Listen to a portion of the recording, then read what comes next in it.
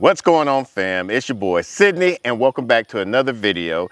Today we're going to be doing a full kitchen garden tour, and we have so many upgrades and up-to-dates for y'all to show y'all about what happened from the last garden tour, what's been growing since then. So let's get growing. We did a video on how to keep your cucumbers in control, and here we have our pickling cucumbers, and ever since we pruned these, it has been flourishing with a lot of cucumbers. However, I was just talking over with the missus, and what I decided to do with our pickling, cucumbers, is not prune them as heavily as we did our slicers, so that way we can get more of an abundance of pickles, because we are going to be kicking into canning season and preserving season here soon, and I would love a lot of fermented and pickling cucumbers. Didn't we also decide that next season we're going to probably put these in a different area and probably double up on what we plant? Yes, so I think I'm going to switch out our pickling cucumbers on our other trellis over here on one of the rows here, and put our slicers on here, so that way we can plant even more pickling cucumbers. I'm loving these so far. Last year we did the pickle bush variety, and which was okay, but these seem to be a lot. I enjoy the flavor of these more than the pickling bush. What about you? I actually, this year, am enjoying the flavor a lot more than everything that we planted last year. Right. And part of that is that last year it was stuff from a local nursery. It wasn't the usual stuff that we plant. Yeah, so we're going to harvest some of these cucumbers so the missus can make some delicious pickles and maybe even some fermented pickles. So like I was saying, we're not going to prune heavily on these because I want the suckers to produce more of the fruit. I've been seeing some of these suckers producing even double to quadruple amount of cukes. With the pickling variety, we don't want a large size that much. We want a very small enough size that we could fit into the jars and crunch on. For the slicers, however, that's when we want a large size. Here we have our zucchino rampicante. This is the Mrs. Nakid Gardener's favorite of all the squashes that we grow. Reason is because it's a dual purpose. If you harvest them young, like this over here, you can basically cook them as almost like a zucchini, or you can let them harden off, kind of like a butternut squash. And that way they could be preserved as a winter squash and hold off for a very long time. They're very resilient against squash vine borers. We recently just saw some that were bunch on just one leaf, and it hasn't had any effect on it whatsoever. That's another reason why we like this particular variety, because anything that attacks it won't really kill it off. Now, this was another winter squash of ours, of this spaghetti squash. We had about 3 on each side, but only 2 wind up germinating and succeeding. This one wind up dying off for some strange reason. We were able to harvest three of these. And this one's still growing and being very productive. So we're going to just allow that one just to go till it dies off. I've been trying to trellis this up and making sure that it's all supported. Once you know they're ready to harvest, when the tendril turns brown, and then that way you'll be able to harvest those off. Here we have our first row, which we started off as our lettuce / brassica bed.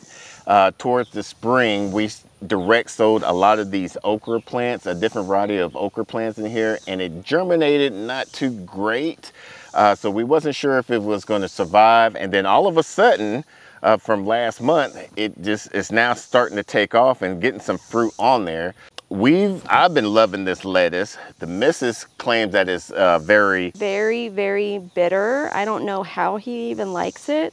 So I actually am feeding it to the bunnies every chance I get. They love it. Yeah, we'll show you about that later on. But I've been loving this lettuce that we've been growing for the salads. In this row, we're at our determinate tomatoes, and we are growing a lot of the Roma variegated and the striped Roma tomatoes, and they have been popping off. I can't wait till these start to blush and turn red. We even actually have one right here. So we're going to put this inside. This is the variegated one. The missus is going to be saving these, and you're going to be doing what with them? As they blush, since they don't blush all at once and it's hard to get enough to make a sauce, I'm going to be chopping the tops off and putting them in a freezer bag, collecting them until I have enough to go ahead and make a sauce and then can them. These, we've grown Roma tomatoes before, but never been very productive as these have been growing. Yeah, this is the most successful year we've ever had with tomatoes. And these were some of the seeds that we have saved from last year. So I think we're going to be doing this a lot more often. Well, that is one of our primary goals of this year, is saving seeds. So everything that we have up here, if it ever goes to flower, we're going to try to save the seeds so that way we're not dependent on the big box store on seeds. Now, we did a video where we harvest a lot of our onions and garlic, and in this particular area, I replaced the onions that we harvest with some of this Thai basil, and it is just blossoming right now. It's going wild, and I like the smell of it. It's almost like a licorice type smell, and you're supposed to be able to, once these go to flower, that's the best time to harvest some of them and use it as teas. Now, if you're growing Thai basil, comment down below and let us know how you use it. Now, also with this Thai basil, this is in our sweet pepper row, and with this rosemary, we noticed that some of it has some like spit on it. And we're not sure where that came from, if it's some type of insect. If you know, also comment down below and let us know. Here we have our indeterminate row. I finally got this trellised up and pruned and secured on here. So now we don't have to worry about it falling over or anything of that nature. We have our German pink right here. This is our Brandywine. A lot of these indeterminate now are starting to blossom, and so we've been doing a lot of hand pollinating on here.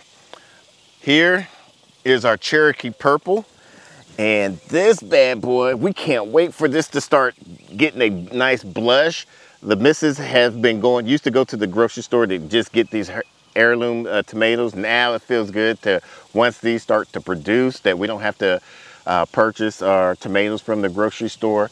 There has been some issue with this leaf though. It seemed like the only one that is causing any deformity with this. I'm just going to tear it off. If anybody knows what the cause of this issues, comment down below, let us know, so that way we can make sure it doesn't spread to any of our other tomatoes. This is our Dr. Wychee. It's been, as you can see, just growing crazy. I need to prune these, so we'll prune these right now. It's already supported. This row is our spicy pepper row, where we're growing some jalapenos, and they're starting to pop off pretty good sizes, which is going to be perfect for when we're going to be making our spicy fermented food like our okras and other meals and whatnot. Here we have growing our white borage that we got from Baker's Creek. We're growing this white borage and it's starting to flower, and never tried this like the blue one. So let's see how it, I'm not gonna do that one. I got a bug on it. There's one that's more open right there, yeah. I don't need that much protein in my life.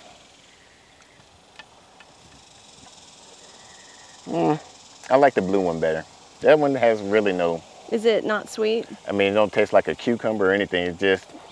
So this is basically for decoration. So I don't think I'll grow this again. This was our first original no-till garden bed, and now it's showing a lot of success with it. Even with our polar zinnias now are cutting and coming along again. Zinnias, our cone flowers, which we've finally been able to grow these from seeds.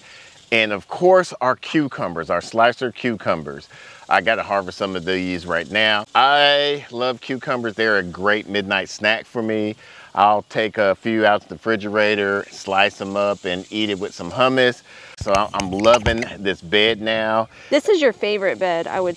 It started off, I was like, but now everything that's growing in here, this has been the most productive. The flowers, the zinnias, when we first transplanted all the zinnias, we wasn't sure that they were even going to make it because we transplanted them too late, and I thought they got a lot of root bound and got transplant shock to them. But now, months later. Do you attribute some of the success to the in-ground worm bins we have in this bed? It's the only bed that has those. Yes, and so what I normally do on Fridays, is what we call our Fertilizer Friday days, is I'll take a scoop and I'll sprinkle some around the cucumbers and around the zinnias and whatnot, and everything has just been booming. Even our thyme is starting to bush out and have some girth to it. So it's gonna be nice to even dry that later on in the season and make our own spices with that. So I'm loving this bed. This is our first year growing Comfrey, and we got this from Line Crest Outdoors. At first, I thought it wasn't gonna make it because he gave it to me in the pot and it grew fast. And I was gonna put it out in the orchard. However, with the whole redesign and reconfiguration of that, we had to keep it in the pot and it was just wilting and dying. So I just decided just to put it in a ground here, and it's just starting to take off. I don't know how to split this up to make more of this or kind of make it into different areas. So I think Lacey of the Fit Farmer actually just showed how she did it on their channel. Okay, so maybe I have to take a look at that. If y'all even know, make sure y'all comment down below so that way other people can know as well. Here we have our fruit trees that we got from Stark Brothers. We put them up underneath this shade cloth area until we get our orchard all situated and organized. So they're gonna be here. We're about to up pot them in larger pots, but until then, we're protecting them from the extreme sunlight. These, I believe they were amaranth. We found some of them in our tomato experiment over here on the behind me. They just volunteered themselves. Yeah, I don't even think we did try to. Yeah, we grew some amaranth, but we just didn't get it transferred fast enough and they died off. And I think I ran over half the tray. Yeah, and so what it probably did is the seeds that didn't germinate, the seeds that you ran over probably germinated and put it into the pot that we had in our used spent container soil. And so now we're just gonna put it off in here and see what happens with them. Here we have our experiment that we finally set up. It's basically different types of fertilizers. And so we got a video about this coming up, and it's gonna be very interesting to see the final results of this. Now for the empty bed that we pulled out our onions and garlic, we already started some seeds of some tomatoes, some marigolds, and some other plants to fill in those beds. So these are almost ready to be transplanted. Here we have our Cacao Squash. This is our first year growing it, and we already harvested one, and the missus wanted to harvest another one before she prepares the seeds. Hopefully on Instagram, if y'all follow us, you can see how she prepares those seeds, or even on TikTok. Now these are grown specifically for their seed. The reviews I'm hearing about the actual squash is that it's kind of a bit more of a bland squash, and it's really grown for the flavor of the seeds. Ah, okay, so just for the seeds, all right. And that's why I want to prepare in bulk the seeds. All right, so the way you could tell it's ready is this is a tendril and it's all dried out. So it's definitely should be ready, and we'll cut as closest to the main vine as possible. And there she goes, small little thing. Comparing it to your head isn't fair. How did that happen?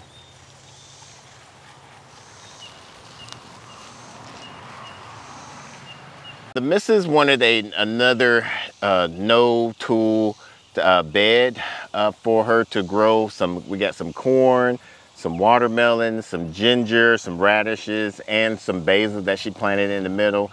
And we did 2 beds, and for some reason, this bed, which is the exact same mirror of that other bed, is thriving a lot better. We fertilized the same soil, same amount of sun. So we don't know why this one is growing a lot better than that one.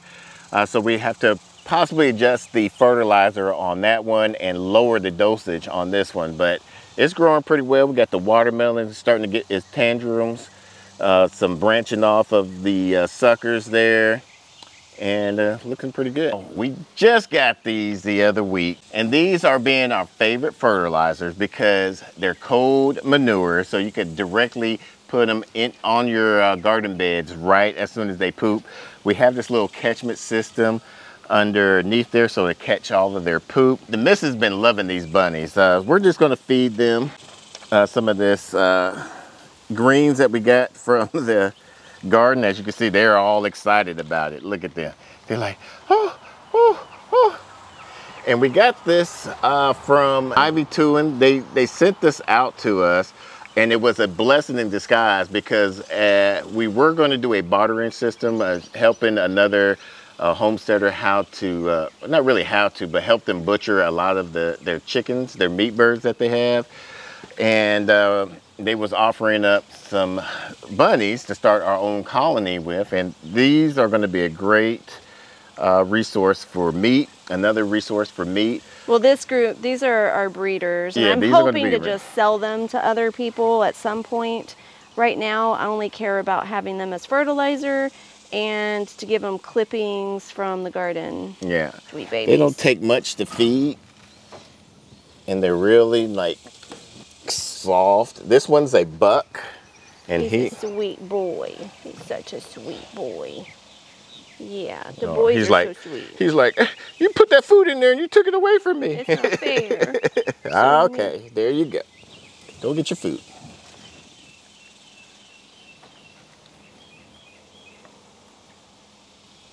I like to pet on them as I'm giving them food, and it's made them just very excited about any interactions with us. They've been chewing the mess out of everything, so we got to give them some type of chew toys. I want to find a boredom buster, so if anybody has a recommendation, please put it in the comments down below. Now, we did a video of the process of when we got these, and if you want to see that and learn the benefits of having these bunnies, we'll put that video off to the side and also in the description below. Until the next video, let's grow together.